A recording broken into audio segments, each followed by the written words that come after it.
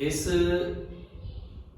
Class में मैं आपको हाइड्रोकार्बन की जो एक्सरसाइज मैंने आपको दी थी उनके सॉल्यूशन बता रहा हूं, तो आप ध्यान पूर्वक समझें और सीट सॉल्व करना सीखें। तो सबसे पहला क्वेश्चन हमारा था वुड्स अभिक्रिया में एल्किल हैलाइडों की क्रियाशीलता का क्रम बताइए। क्वेश्चन नंबर 1 दे रखा है, एल्किल हैलाइड की क्रियाशीलता का क्रम बताना है। तो अगर इसका सॉल्यूशन की बात हम करें तो इसमें RF, RCl, RBr और RI दे रखा है। तो आप याद रखना बच्चों, RX की क्रियाशीलता का क्रम कभी भी डिफाइन करना हो तो अगर आपको याद हो तो वुड्स अभिक्रिया में X हटता है। अगर X हटेगा तो ये बॉन्ड टूटना चाहिए, सीधी सी बात है। RX में X ये बॉन्ड टूटेगा। और याद रखना, बंध लंबाई जितनी ज्यादा रहेगी बंध उतना ही आसानी से टूटेगा। अब देखो, एक तो RF है और एक RI है। अब इसकी साइज क्या है? कम। साइज कम है तो यहां बंध लंबाई भी कम है। बंध लंबाई कम, बंध ऊर्जा अधिक। यहां पर आयोडीन का आकार क्या है? बड़ा है, साइज बड़ा है तो बंध लंबाई अधिक और बंध ऊर्जा कम। बंध ऊर्जा कम है तो इजीली बॉन्ड टूटेगा, जल्दी टूटेगा तो जल्दी क्रिया करेगा। तो हम इसको ऐसे सोच सकते हैं कि RX के प्रति क्रियाशीलता उस एल्किल हैलाइड की ज्यादा रहेगी जो जिसमें RX बॉन्ड जल्दी टूटेगा। तो यहां पे सबसे ज्यादा क्रियाशीलता किसकी आएगी? RI की आएगी, राइट। तो यहां पे बॉन्ड एनर्जी के अकॉर्डिंग हमें सोचना है। RI, आयोडीन हमेशा अच्छा लिविंग ग्रुप होता है, जल्दी ही ये हट जाएगा। जबकि अगर हम हेलोजन की क्रियाशीलता सीखते हैं तो वहां F2 सबसे ज्यादा क्रियाशील आता है, राइट। तो ये क्वेश्चन नंबर 1 हो गया। क्वेश्चन नंबर 2 है, एथिल हैलाइड तथा आइसोब्यूटिल हैलाइड के मिश्रण पर वुड्स अभिक्रिया से क्या बनेगा? ओके, तो एक तो वो बोल रहा है एथिल हैलाइड,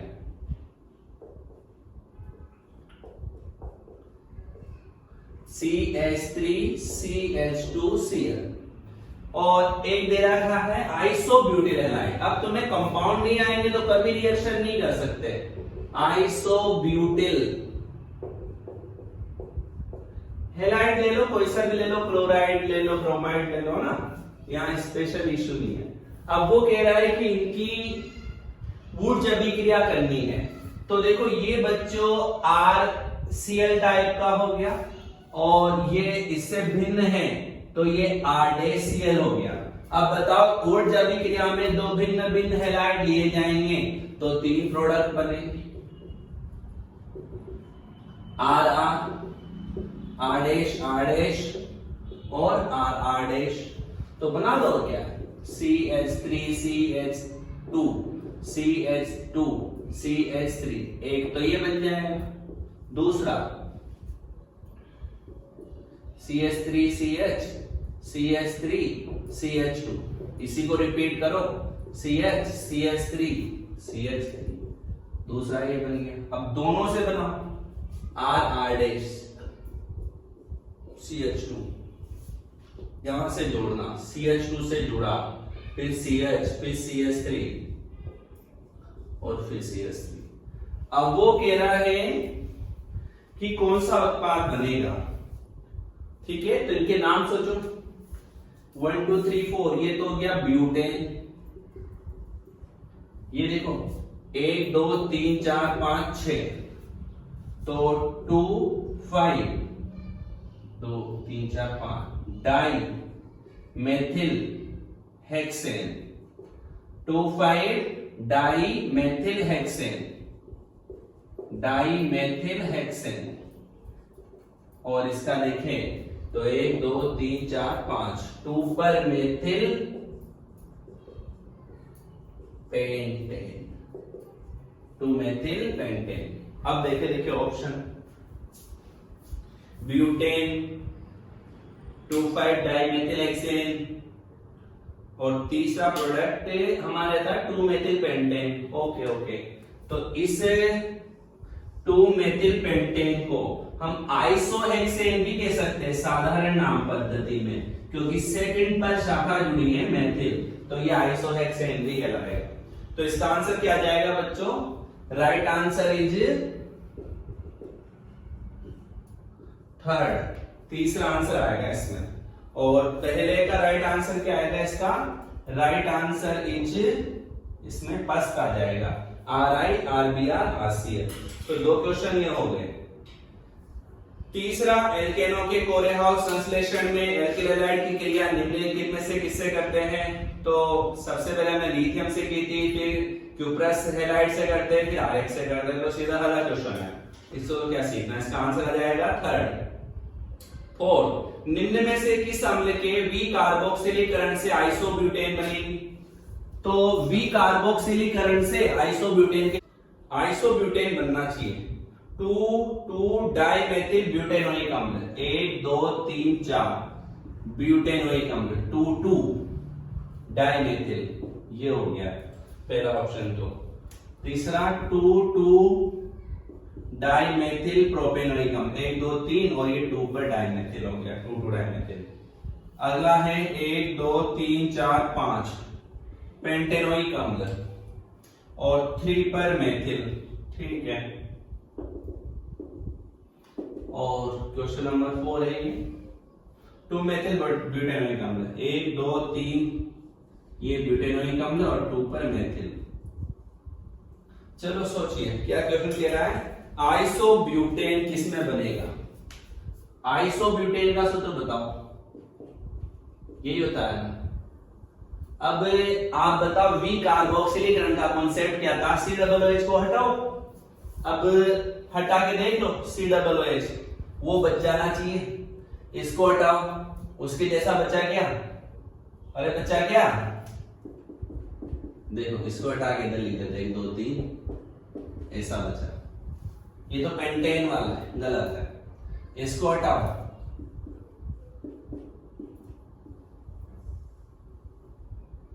यही सही है।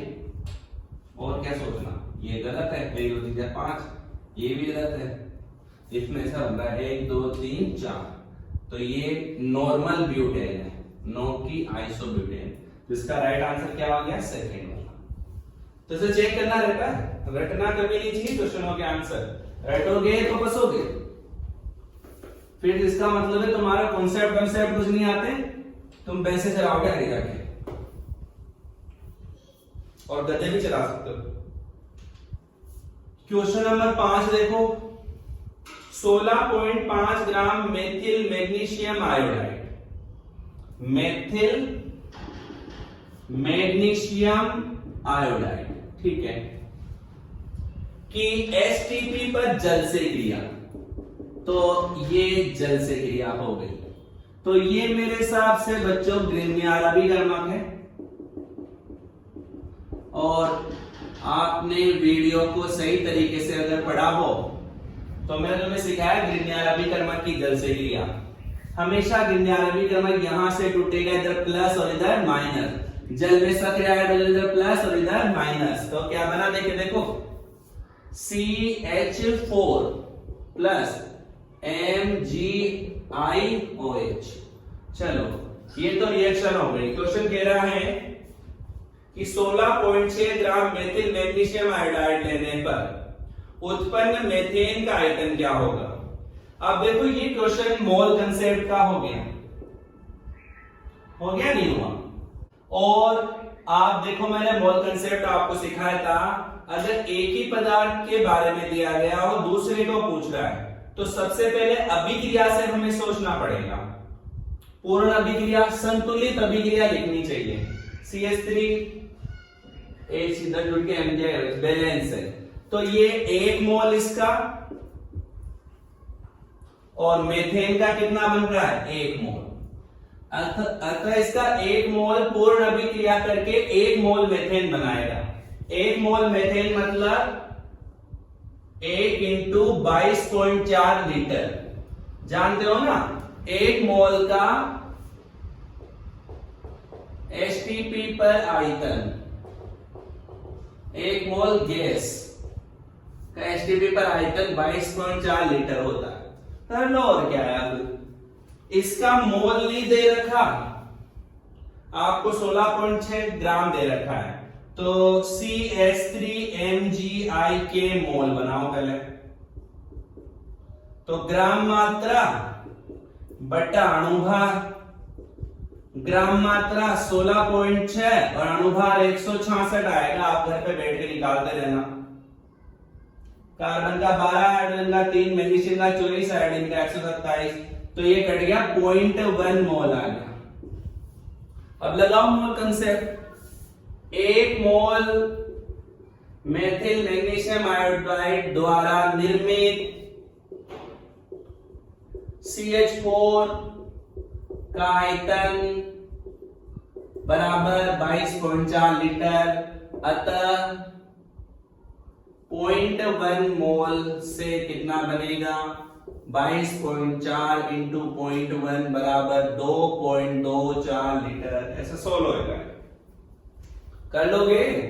पहले अभिक्रिया लिखना। एक पदार्थ के बारे में दे रखा है तो पूर्ण अभिक्रिया वाला क्वेश्चन हो गया। पहले अभिक्रिया से सोचना, फिर उसके बाद दिए गए के लिए निकाल लेना। ठीक है। और ऐसे क्वेश्चन काफी करवा रखे आपको मोल कंसेप्ट में, वो तुम्हें आना चाहिए। छठवां, निम्न में से किसको ऊर्जा अभिक्रिया से नहीं बना सकते, तो एथेन। एथेन तो ये हो गया CH3 सम्मित है, बना सकते हैं। ब्यूटेन CH3CH2 CH2CH3 ये भी सम्मित है, बना सकते हैं। CH3 ये असममित है, तो सामान्यतः इसे नहीं बना सकते। बना तो सकते लेकिन उपयुक्त नहीं माना गया है। हेक्सेन 1 2 3 4 5 6, तो इसका आंसर यही जाएगा। देखो यहां परिस्थितियां ऐसी है, ये क्वेश्चन कह रहा है कि सम्मित एल्केन बनते हैं इससे, असम्मित एल्केन नहीं बनते, तो ये वाला नहीं बनेगा। लेकिन अगर ऑप्शन अलग टाइप से हो तो फिर अलग तरीके से आंसर जाएगा। सातवां, नॉर्मल एथिल क्लोराइड व नॉर्मल प्रोपिल क्लोराइड की क्रिया से ऊर्जा अभिक्रिया के मिश्रण की करवाई जाती क्रिया, तो निम्न में से कौन प्राप्त नहीं होगा। नॉर्मल ब्यूटेन मिलेगा क्योंकि एथिल का दुगना नॉर्मल ब्यूटेन होगा, और एथिल और प्रोपिल मिलेंगे तो पेंटेन भी बन जाएगा। ठीक है। प्रोपिल मिलेंगे तो नॉर्मल हेक्सेन आएगा, तो आइसोब्यूटेन नहीं बनेगा। तो बहुत सिंपल क्वेश्चन है, इसे करवाने की कोई आवश्यकता नहीं है। सातवें का आंसर क्या आ जाएगा, 4। कार्बोक्सिलीकरण से आइसोब्यूटेन बनाने के लिए कितने अम्ल काम मिलेंगे, तो आइसोब्यूटेन के 2 एल्केन मूलक बनते हैं, तो 2 कार्बोक्सिलिक अम्ल काम मिलेंगे। आंसर आ जाएगा 3rd। कार्बोक्सिलीकरण के प्रतिक्रियाशीलता का क्रम बताइए। तो मैंने आपको कहा था कि कार्बोक्सिलीकरण में मध्यवर्ती कार्ब मतलब एनायन देखना चाहिए, कार्ब एनायन का स्थायित्व तो देखना चाहिए। तो इससे बना पहले वाले से CH3CH2 माइनस, दूसरे वाले से CH2 double bond CH minus, और तीसरे वाले से ये बना, यही बना ना कार्ब एनायन। तो ये तो बहुत सिंपल है, आपको पता है कि इधर से इधर जाएंगे तो कार्ब एनायन का स्थायित्व बढ़ेगा,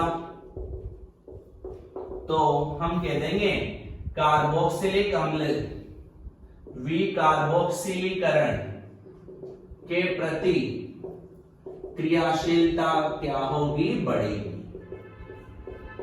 तो आंसर फर्स्ट से ज्यादा सेकेंड, सेकेंड से ज्यादा थर्ड, तो ये तो आ जाना चाहिए। क्वेश्चन नंबर 10, ये बहुत इंपॉर्टेंट क्वेश्चन है। क्वेश्चन नंबर 10 एक काफी इंपॉर्टेंट क्वेश्चन माना गया है, बहुत अच्छा क्वेश्चन है। आप इसे समझे सब बच्चे। देखो बच्चों, इसमें ऐसा रिएजेंट, ऐसा एक पदार्थ दिया गया है कार्बनिक यौगिक। इधर OH जुड़ा है, इधर C double bond O CH3 जुड़ा है, और इसका प्रोडक्ट बन रहा है।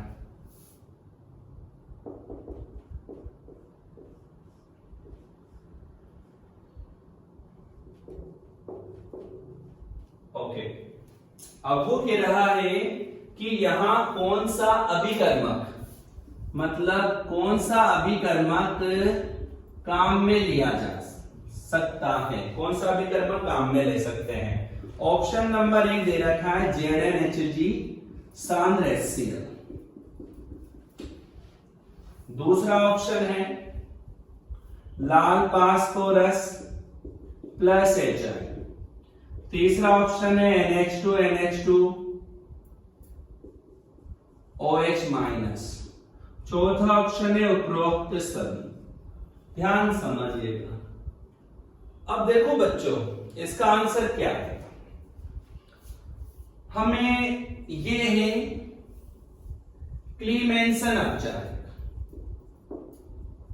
क्लीमेंसन अपचायक। हमें इसका वर्क आना चाहिए।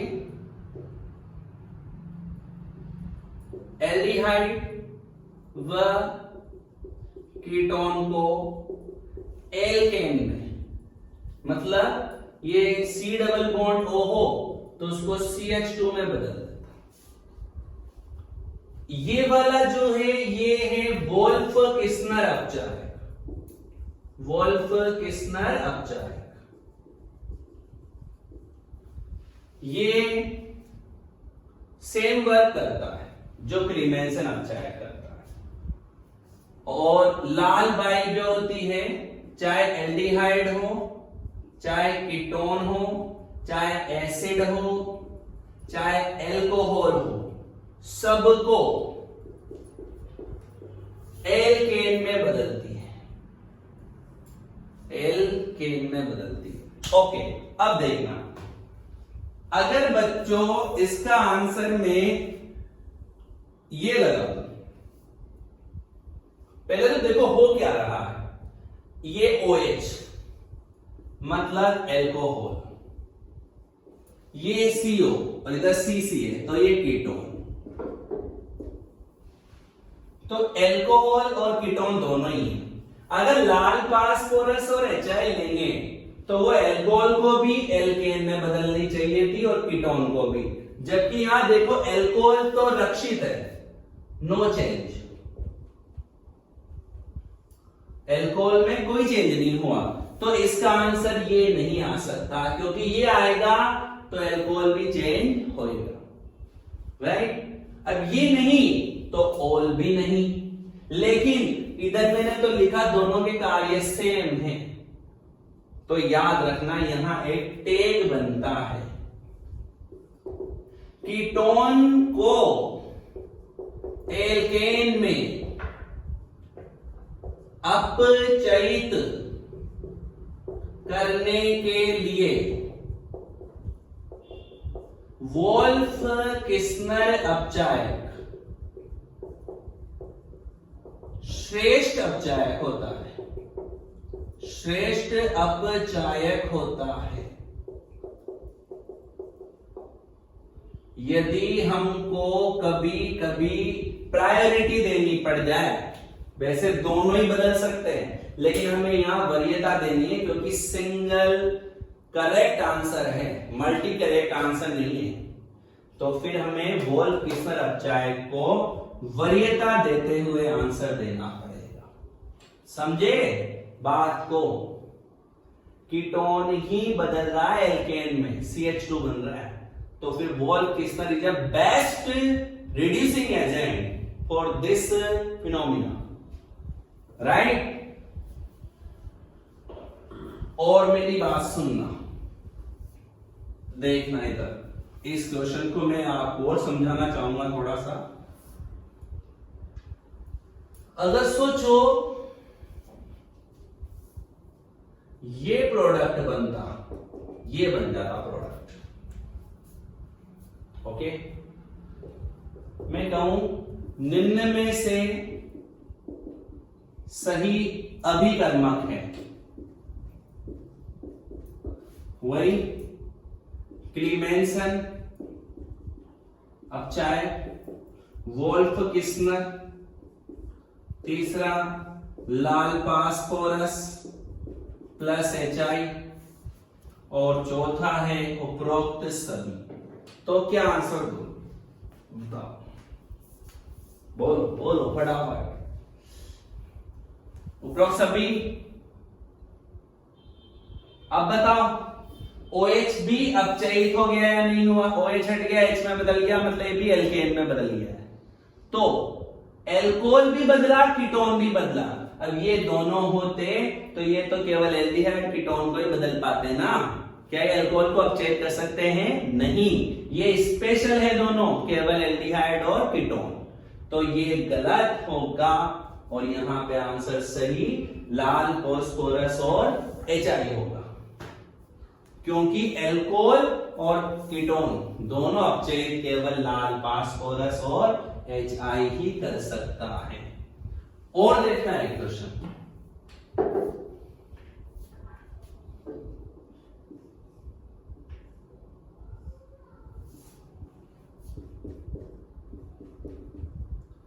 जैसे ही दे दिया निम्न के लिए सही अभिकर्मक है, ये परिवर्तन करना है।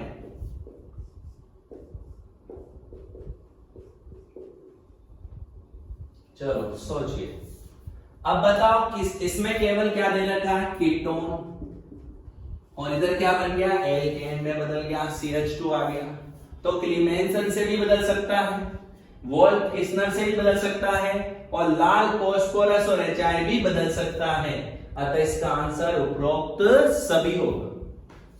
केवल एल्डिहाइड कीटोन ही अपचयित करना हो तो ये तीनों ही ले सकते हैं। ओके, और एल्कोहल भी जुड़ा होता, उसको भी एल्केन में बदलना है तो फिर यही लेंगे। और स्पेशल केवल कीटोन को ही बदलना है, एल्कोहल भी जुड़ा हो और उसको नहीं बदलना है, तब वोल्फ किस्नर लेना अगर प्रायोरिटी देनी है तो। ओके, तो ये क्वेश्चन नंबर 10 हो जाएगा। क्वेश्चन नंबर 11,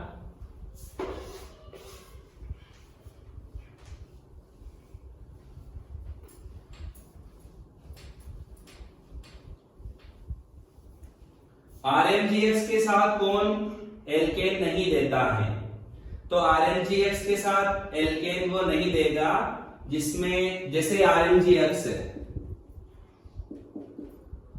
ये PHOH सक्रिय हाइड्रोजन इसमें से निकलेगा कंफर्म, तो H प्लस R माइनस, तो ये तो देगा। इसके अलावा ClNH2, सबसे पहले बच्चों इसका नाम याद रखना, क्लोरएमीन। बच्चों इसमें बॉन्ड H की तरफ से नहीं, यहां से टूटेगा, तो Cl पर माइनस, इधर प्लस, तो यहां RNH2 बनेगा, न कि RH। अतः यह जो है इसके साथ RH का निर्माण नहीं करेगा, और क्वेश्चन यही पूछ रहा है एल्केन किसमें नहीं देगा, तो क्लोरएमीन इसमें आंसर आ जाएगा फिर। ओके, निम्न में से कौन से अभिक्रिया का उपयोग प्रोपेन बनाने में नहीं किया जा सकता? वुड्स अभिक्रिया का, कोरेहाउस अभिक्रिया का, अम्ल के लवण का विकार्बोक्सिलीकरण। तो वुड्स अभिक्रिया का नहीं करना चाहिए क्योंकि असममित एल्केन है प्रोपेन, CH3 CH2 CH3, क्योंकि वुड्स अभिक्रिया द्वारा असममित नहीं बनते। कोरेहाउस में तो असममित बना ही सकते हैं, अम्ल के विकार्बोक्सिलीकरण में कोई सा भी बना सकते हैं ना। तो इसका आंसर क्या जाएगा? 12वें का आंसर हमारे पहला आ जाएगा, वुड्स अभिक्रिया। 13वां क्वेश्चन नंबर 13 दे रखा है, उसमें CH3 CHOH COOH दे रखा है। अब ये वाला कार्बन CH3OH CCOO, तो ये किरेल कार्बन है। किरेल कार्बन का मतलब है प्रकाशिक रूप से क्या है, सक्रिय है। ओके, अब बी बनाओ, लाल फास्फोरस और HI। अभी मैंने आपको उस क्वेश्चन में समझाया था, ये एसिड को अपचयित कर सकता है, ये अल्कोहल को भी अपचयित कर सकता है, और सबको किसमें, एल्केन में। तो यहां H आ जाएगा और यहां CH3, तो ये प्रोपेन बन जाएगा। तो बताओ क्या अब इसमें किरेल कार्बन रहा? तो हम कहेंगे कि किरेलिटी खत्म हो जाएगी, किरेलिटी खत्म हो जाएगी। बात वही याद रखना, लाल बाई चाहे एसिड हो, एल्डिहाइड, कीटोन, अल्कोहल, सबको बच्चे में बदलती है। OH को हटाओ, H लगा दो, COOH को भी CH3 में बदल दो, राइट। तो इसमें क्या आएगा, अणु की किरेलिटी खत्म हो जाएगी। क्वेश्चन नंबर 13 का आंसर पहला आ जाएगा। किरेलिटी का मतलब है प्रकाशिक सक्रिय जो कार्बन है वो इसमें से नहीं रहेगा, ये यौगिक प्रकाशिक रूप से क्या हो गया, निष्क्रिय।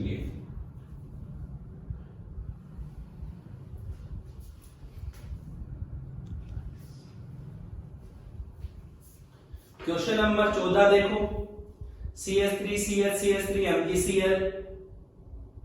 तो क्वेश्चन नंबर 13 समझना।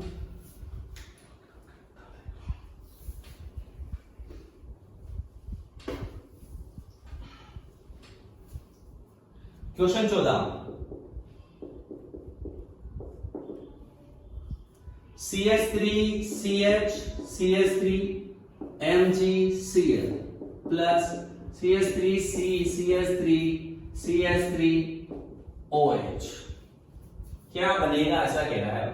तो ये तो यहां से टूटेगा, माइनस प्लस तोड़ना सही आना चाहिए, सक्रिय हाइड्रोजन है तो प्लस और माइनस, तो ये इससे मिलेगा। तो क्या बना बताओ, CH3CH2CH3 प्रोपेन। क्या बन गया बाल को, प्रोपेन। तो क्या आंसर आएगा इसमें, चौथा। 14वें का आंसर क्या हो गया, फोर्थ। 15वां देखो, इसमें अब 15वें में ऐसा दे रखा है ना, मैंने अभी बताया ये क्वेश्चन आपको सेम टू सेम। ये क्या है बताओ, C डबल बॉन्ड हो क्या बोलेंगे यहाँ, कीटोन। अब इसको किसमें बदल रखा है, तो कीटोन हट गया, CH2 आ गया, यहाँ एल्केन में बदल गया। तो बताओ, लाल फास्फोरस ले सकते हैं, बोल किस में ले सकते हैं, क्लीमेंस में ले सकते हैं, उपरोक्त सभी आ जाएगा। क्वेश्चन 16 देखो,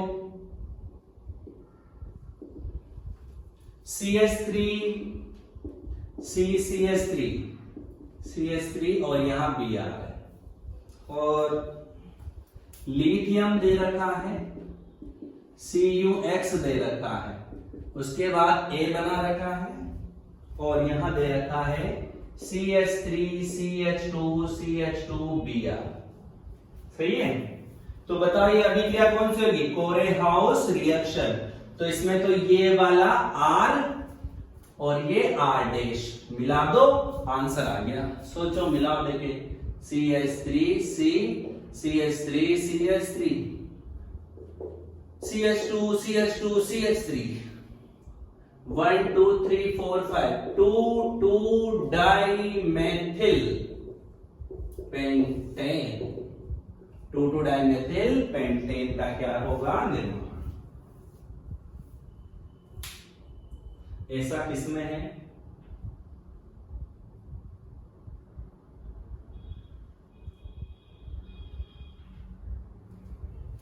तो इसका आंसर क्या जाएगा बताओ, फर्स्ट, क्योंकि इसको ऐसे लिख रखा है उसने, CH3CH2CH2 और CH3 का होल था, ये CH3 तीन बार जुड़े हैं ना C पर, तो आंसर फर्स्ट आ जाएगा। 17 देखो,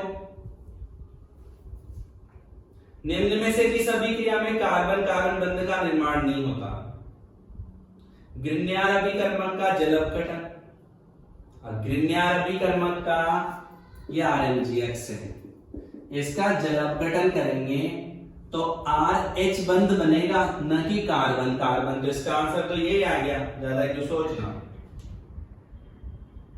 निम्नलिखित में से सबसे अधिक क्वथनांक किसका अपेक्षित है? सबसे ज्यादा क्वथनांक किसका होगा?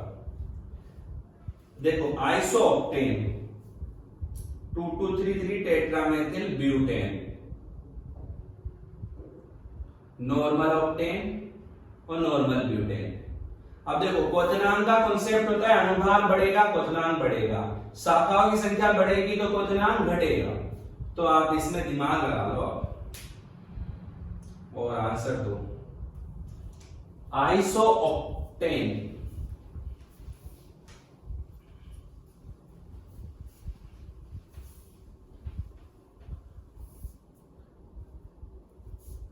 Question number 18, isooctane. बोलो बच्चों, ये आइसो का अपवाद होता है। 1 2 3 4 5 1 2 और ये आइसोऑक्टेन है, ठीक है। ये अपवाद है आइसोऑक्टेन, याद रखना परीक्षा में आता है। और ब्यूटेन 1 2 3 4 2 2 3 3। नॉर्मल ऑक्टेन 1 2 3 4 5 6 7 8 और ब्यूटेन। चलो देखो ये तो गलत हो गया, अनुभाग कम है। 8 8 8, तो इसमें शाखाएं ज्यादा है, क्वथनांक कम। शाखा कम, क्वथनांक सबसे ज्यादा, तो इसका आएगा बीपी मैक्सिमम, क्योंकि इसमें कोई शाखा नहीं है। तो इसका आंसर क्या आ जाएगा? Normal octane. 18 का आंसर आ जाएगा 3। कक्ष ताप पर कौन सी एल्केन द्रव होती है? तो मैंने सिखाया था C1 से C4 तक तो गैस, और C5 से लेकर आगे वाली C17 तक द्रव होती है। तो हेक्सेन आ गया, इसका तो आंसर इधर आता। 19 का आंसर फर्स्ट। एल्केनों में हेलोजनीकरण किस हेलोजन का सबसे तीव्र होगा? 20। अब देखो हेलोजनीकरण सबसे तीव्र फ्लोरीन का होता है, F2 का, विस्फोटक। तो इसका आंसर थर्ड आना चाहिए। 20 का आंसर क्या आएगा? थर्ड। तो इसको करेक्शन कर लेना, इसमें पहला दे रखा है तो 20 का आंसर थर्ड माना जाएगा, इसमें पहला दे रखा है तो ये करेक्शन हो जाएगा। 21, एल्केनों का ताप अपघटन। अब ताप अपघटन में टूट रहा है, विलोपन तो है ही सही, और एल्केन में मुक्त मूलक होता है, तो एल्केनों का ताप अपघटन कौन सा हो गया? मुक्त मूलक विलोपन। ऐसे कर लेना। एल्केनों के नाइट्रीकरण में नाइट्रिक कारक, सीधा आंसर रहेगा। इसमें क्या देते थे? नाइट्रिक अम्ल की वाष्प, और गर्म भी करना पड़ता था। सही है ना? नाइट्रिक अम्ल की वाष्प लेना और गर्म करना पड़ेगा। तो आंसर आ जाएगा कितना? चौथा। अब विस्फोटन रोधी यौगिक कौन सा है? टेट्राएथिल लेड, TeL आ जाएगा। एल्केन की निम्नलिखित मुक्त मूलक से मूलकों से क्रिया में श्रृंखला प्रेक्षण पद किसमें तीव्रतर होगा?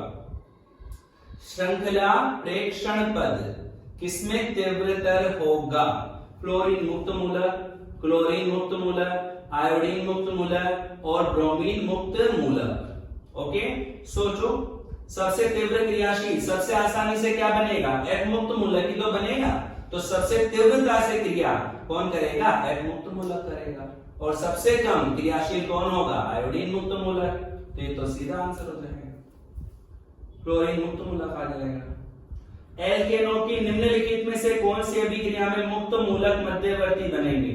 एल्केन की कोई सी भी अभिक्रिया मुक्त मूलक ही बनते हैं सामान्यतः, तो ब्रोक्स अभी आ जाएगा। 26 देखो, CH3 का होल थ्राइस CMgCl, CH3 का होल थ्राइस CMgCl।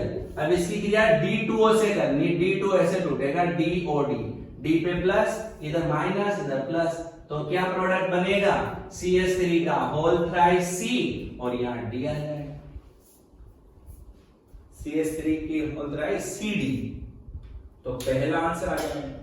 अधिकतम क्वथनांक वाला यौगिक है तो नॉर्मल हेक्सेन 6 कार्बन, पेंटेन में 5, 2 मेथिल ब्यूटेन एक मेथिल और एक ब्यूटेन, 4 5 हो गए, हेक्सेन में 6 है।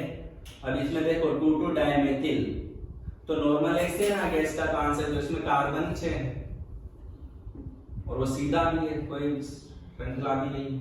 एल्केन का प्रकाश रासायनिक क्लोरीनीकरण प्रारंभ होता है समांसन विदलन द्वारा, और समास विदलन होगा और पहले मुक्त मूलक बनेंगे, हेलोजन मुक्त मूलक बन जाएगा। एल्केन के समावयवीकरण का विकर्मक LCl3 एंड सांद्र HCl। ब्रोमीनीकरण क्लोरीनीकरण की तुलना में तीव्र होगा या धीमा होगा, तो बताओ फ्लोरीनीकरण सबसे तीव्र, क्लोरीनीकरण उससे कम, ब्रोमीनीकरण उससे कम। तो ब्रोमीनीकरण क्लोरीनीकरण की तुलना में धीमा होगा, धीमी गति से होगा, तो आंसर क्या आ जाएगा? फर्स्ट। तो आपके बच्चों यह एल्केन की एक्सरसाइज नंबर 2 जो मैंने सेकंड टाइम डाली थी उसका ये वीडियो सॉल्यूशन हो जाएगा पूरा, ओके। और फिर अगली वीडियो सॉल्यूशन क्लास में हम एल्कीन का अध्ययन करेंगे, ओके। Thanks for watching.